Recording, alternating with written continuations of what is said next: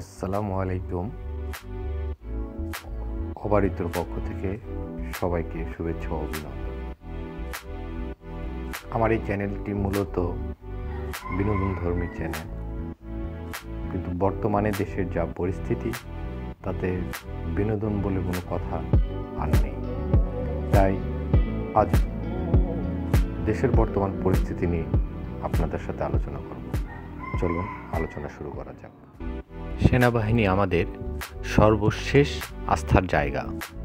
প্রতিটি সেনা সদস্য আমাদের একটি আস্থা, আর এই আস্থার সমন্বয়ে সেনাপ্রধান।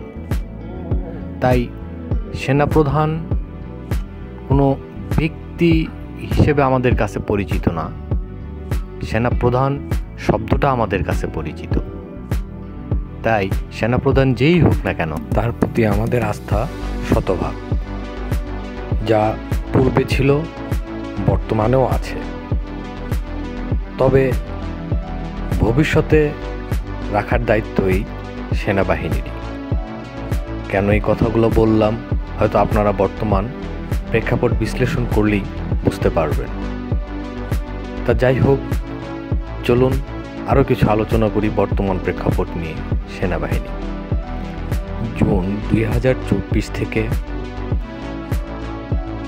মার্চ 2025 পর্যন্ত বাংলাদেশে যা ঘটছে বা ঘটেছে তা আমি মনে করি সেনাবাহিনীর কৌশল মাত্র।